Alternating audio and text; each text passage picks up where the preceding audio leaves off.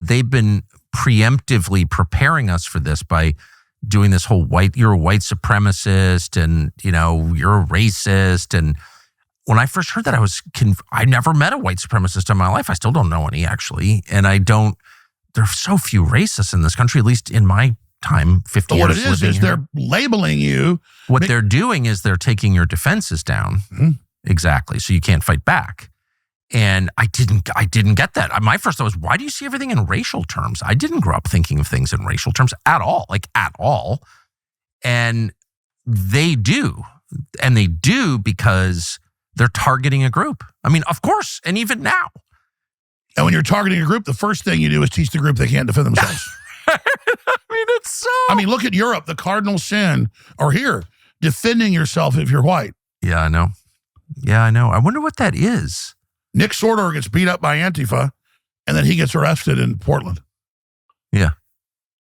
So, but I was interrupting you. That's a really important point, that they label you and demonize you to their constituents so you can be attacked and everything taken away from you. First, you're dehumanized. And then anything they want to do, teach your kids transgenderism, open the borders up, you're automatically, if you stand up for yourself, a white supremacist. But then it causes what you talked about 6 months ago when we were in Florida and spoke, right after your dad had passed, God bless him. And that was, you're really worried about a false flag against Jewish groups or something that'll then be used, or a real attack, to really pass draconian speech restrictions. Yeah. And now, because everybody's been called white supremacist, because everybody, who stands up for traditional values has been called bad, a lot of them go, well, you know what? I do like Hitler then. And they don't have enough history or context. Well, that's right. So they don't understand, look. Well, can you just pause on that? That is such a smart point. I just want to say, Hitler was a total piece of shit, actually, and destroyed Europe. And why would you ever be for Hitler? I don't really get it, but by the way, we should not have armed Stalin. We were not. That was totally evil. If you had to say Stalin for total kills of people was worse than Hitler. Of course, obviously, but bottom line, let's just start here. You don't arm Stalin, okay? Yes. Period. I mean, I don't care what the calculation is. I'm not sending money or weapons to Joseph Stalin, who's genociding Christians. And that's what Patton said. He wasn't pro-Hitler. He just said, exactly, we should never have armed Stalin. But just because you shouldn't have ever sent a single dollar to Stalin doesn't mean that Hitler's good. Hitler was a total piece of shit, actually, in my opinion. And whatever he did, he destroyed Europe. He had a lot of help, but he did that. So I don't know why you can't, there's no space in between. Why do you have to go right from we shouldn't have armed Stalin, which we should not have done. And it's shameful that we did that. And anyone who calls it the good war, a war where you're arming Stalin, is not a good war. It's a shameful war that you should repent of.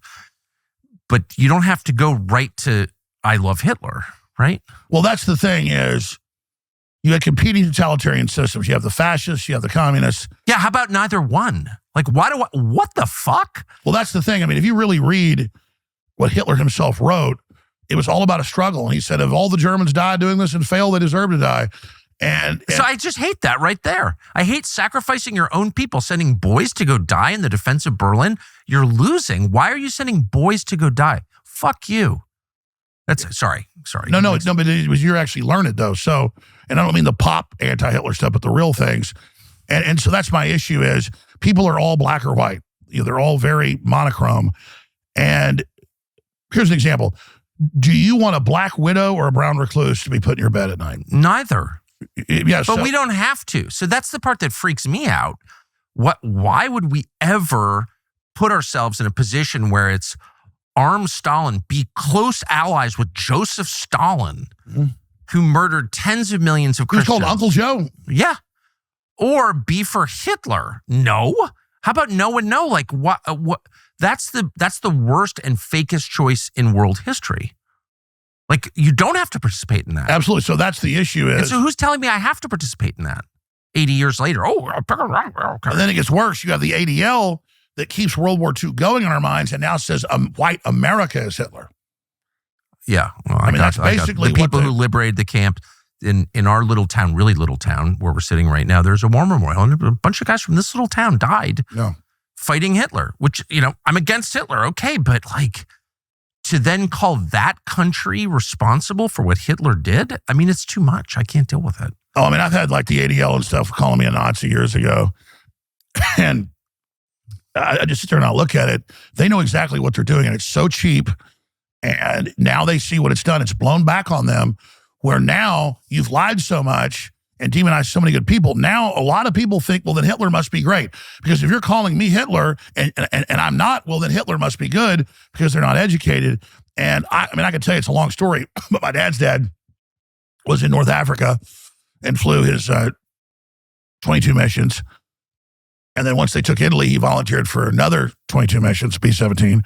And then they attacked their base. They got strafed and stuff. And he got a Purple Heart, so luckily couldn't captain. And then his group went up the next week and all got killed. And then finally he stopped volunteering. So they only made you do 22 missions. But he then, as an officer, got put in charge of food trains and, food supply. And he described to my dad, never really told me the stories about all the starving Italians he saw and the death and how it really freaked him out. And then later going into Germany and just dead bodies just from disease and starvation, dead bodies as far as you could see, blackbirds eating people's eyes out, just stuff out of total hell. And that was the reality he saw about World War II. Then my other grandfather was also the Army Air Corps.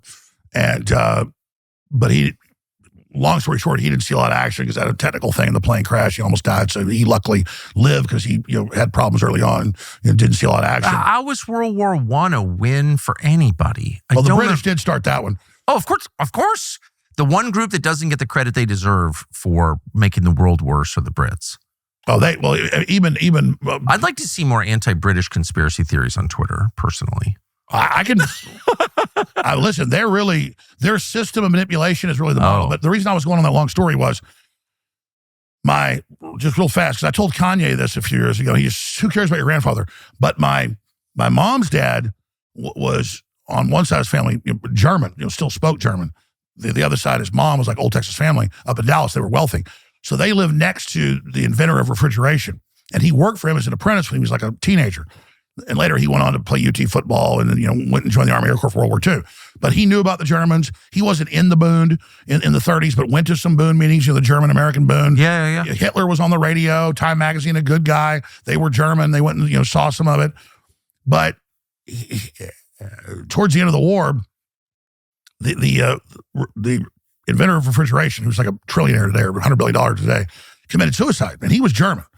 And they had his family in Germany, and it sucked all the money out of him during the war and still killed his family at the end of it. So that was the kind of stories I got about Hitler from my grandfather, was inside baseball about how the German community in Dallas, the really rich ones that had German family in Germany, Hitler was literally holding them hostage and sucking all the money out of German Americans and then still killing them. Those are firsthand, from family experiences of what Hitler did. And these people that love Hitler have no idea what a monster he was. Yeah, and I feel like we really missed our chance to exercise genuine American exceptionalism. You can say, in 1941 and say, we're just not for totalitarian systems. We're not going to support, well, it would have been in 1939. We're not going to do Lend-Lease. We're not going to support your totalitarian system, Joseph Stalin. Sorry. We're not for Hitler. We're not for Stalin. We're America. We're for us. That didn't seem to occur to anybody other than Charles Lindbergh and the majority of the American population that supported that plan. And they've been slandered ever since ever since. And they kidnapped Lindbergh's baby and all of it to teach him. And so imagine the Russians and the Germans would have just spit each other out. They would have exhausted each other. The Soviet Union probably would have fallen. The Nazis would have fallen, I would imagine. We could have gone in there with just an expeditionary force at the end of it, cleaned it all up as liberators, but instead we got right in the middle of it. Yeah. Or how about you tell the family, the moms in this town, what their son died fighting alongside Stalin's forces? I mean, really, it's so hateful. Thanks for watching our YouTube channel. We hope you'll subscribe to it. And by the way, you can hit the little bell on there and get notifications every time we produce a video. We hope you'll do that also.